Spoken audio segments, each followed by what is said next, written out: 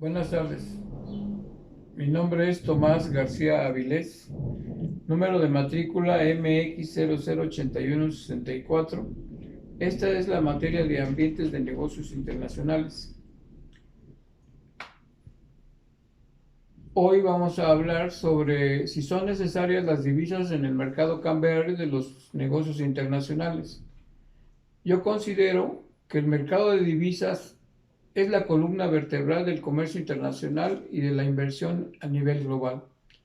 Es fundamental para facilitar las operaciones de importación y exportación, proporcionando medios de pago adecuados, recursos financieros y potenciando niveles de demanda adicionales de bienes y servicios. Sin la capacidad de negociar en distintas monedas, las perspectivas de las empresas estarían limitadas y el crecimiento económico mundial sufriría. Como punto número 2, los puntos en que se basan para darle un valor a cada moneda en el ámbito internacional son favorables para todos los países. Pudiera parecer no ser justos, pero tenemos que considerar que son los gobiernos los que, al tratar de financiar la deuda imprimiendo más circulante, provocan un aumento de la oferta monetaria que, al no ser compensado con la demanda, puede conducir a una disminución importante en el valor de su moneda. El rol de los bancos centrales o de la Reserva Federal es fundamental, pues son los principales entes que regulan las variables de las políticas monetarias, como emisión de dinero, tasas de interés, política cambiaria, entre otros elementos, que intervienen. Una fuerte demanda de bienes de un país atrae al mercado internacional, incrementando la participación en la canasta de monedas, haciéndola más representativa y reforzando su valor. Por otro lado, tenemos que ¿qué beneficia a México frente al mundo en los negocios internacionales de los instrumentos cambiarios? El régimen flexible ha sido muy útil para estabilizar la economía mexicana en periodos de alta incertidumbre y quitar presión a variables como las tasas de interés y la política fiscal. Esto es, que nuestro régimen cambiario ha ayudado, entre otras cosas, a que México sea considerado un país con buena administración macroeconómica y promotor de la libertad comercial, sin tendencia a intervención artificial. Tenemos que las teorías sobre la determinación de los tipos de cambio, como punto número 1 tenemos la paridad del poder adquisitivo. La idea básica es que los precios dentro de un país no pueden desconectarse de los precios que imperan fuera del país. Si los precios dentro de un país se encuentran muy por debajo de los precios externos, se presupone que varios mecanismos se ponen a funcionar para igualar los precios internos y los externos. Como ejemplo, tenemos las exportaciones. Cuando los precios internos son muy bajos, los productos locales se hacen más atractivos para los extranjeros. Esto hace aumentar las exportaciones, haciendo subir en el mercado local los precios y caer los precios internacionales. La caída de precios internacionales se presume será de mucha menor cuantía. Si además del tipo de cambio es flexible, el aumento de exportaciones provoca una entrada de reservas internacionales, que hace aumentar el tipo de cambio, por lo que es lo mismo, provoca una caída del poder adquisitivo relativo de la moneda local. Por otro lado, tenemos las importaciones. Cuando los precios internos son bajos, se desincentivan las importaciones. Los productores de otros países tienen problemas para competir con mercados con precios excesivamente bajos.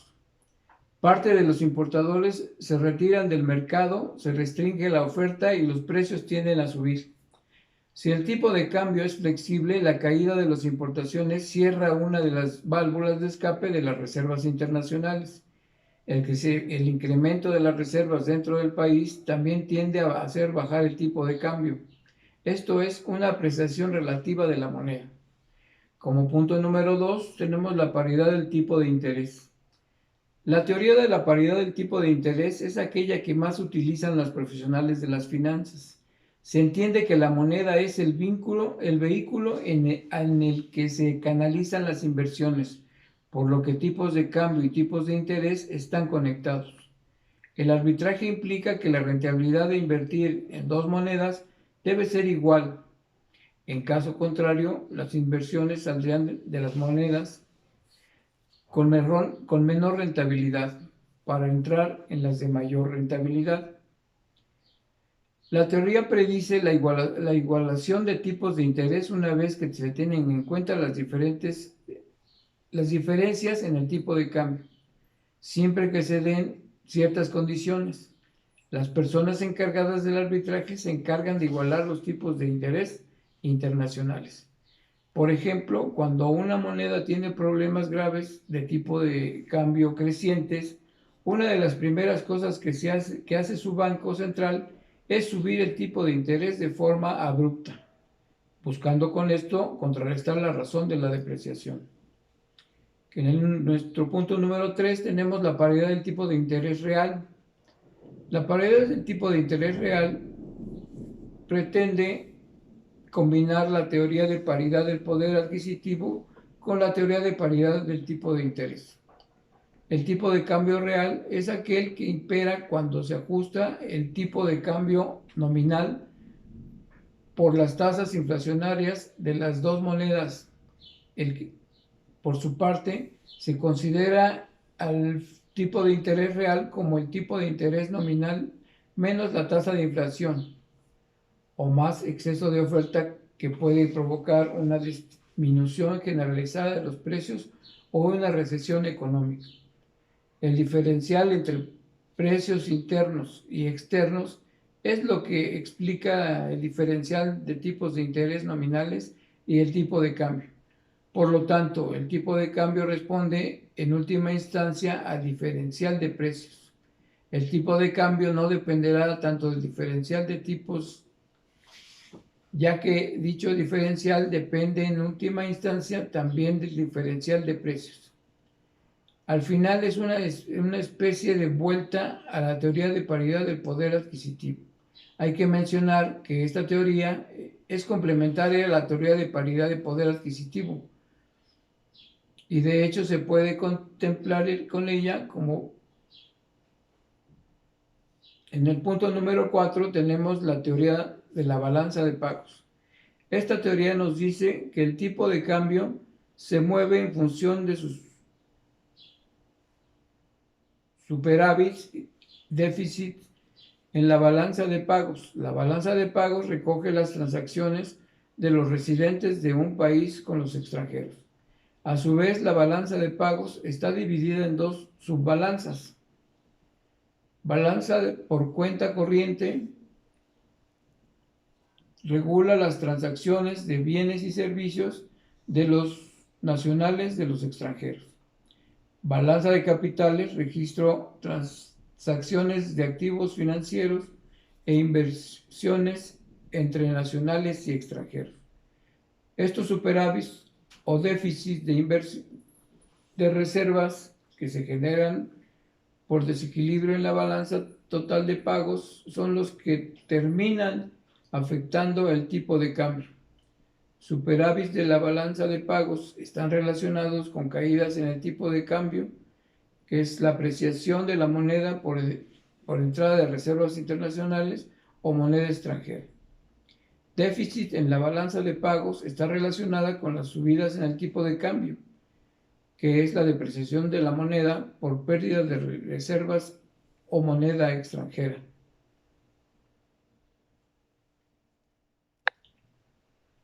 Los tipos de cambio fijo y flexible. Lo más conveniente para los países con rezago económico, considero yo que el tipo de cambio fijo que vincula el valor de una moneda al de otra moneda extranjera fuerte como el dólar o el euro, presenta muchas ventajas, especialmente para los países en desarrollo que procuran forjar la confianza en sus respectivas políticas económicas. En este tipo de régimen cambiario son menores en general las tasas de inflación. No obstante, los países con tipo de cambio fijo parecen ser más vulnerables a las crisis cambiarias y a las crisis gemelas. Esto es el acercamiento de crisis cambiarias y bancarias, que los países con regímenes cambiarios más flexibles, en rigor, a medida que las economías maduran y estrechan sus vínculos con los mercados financieros internacionales, las ventajas de la flexibilidad del tipo de cambio parecen ganar terreno. Si bien muchos países todavía aplican tipos de cambio fijos u otras formas de regímenes cambiarios con paridad respecto a una o más monedas extranjeras, en el transcurso de la década pasada, un número creciente de países adoptaron mecanismos más flexibles. Entre ellos tenemos a Brasil, Chile, Israel o Polonia. Es probable que continúe la tendencia a flexibilizar los regímenes cambiarios, ya que la profundización de los vínculos entre naciones hace que los países que mantienen una paridad fija de su moneda queden cada vez más expuestos al riesgo de la volatilidad del flujo de capitales, pues los regímenes flexibles brindan una mayor protección contra los choques externos y una mayor independencia de la política monetaria. Para finalizar, si no existiera el Fondo Monetario Internacional, el Fondo Monetario Internacional es la institución central del sistema monetario internacional. Esto es el sistema de pagos internacionales y tipos de cambio de las monedas nacionales. Entonces, si no existiera, no habría o sería muy compleja la actividad económica entre los países, provocando crisis en el sistema. Los países no podrían adoptar medidas de política económica bien fundadas. Los países miembros que necesitan financiamiento temporal no podrían recurrir para superar los problemas de balanza de pagos. No podríamos conocer sobre el conjunto de los resultados económicos lo que conocemos como resultados macroeconómicos, que incluye el gasto total y sus componentes principales como gasto de consumo o inversión empresarial, producto, empleo e inflación, y también la balanza de pagos del país, es decir, la posición externa representada por las transacciones de un país con el resto del mundo. Gracias.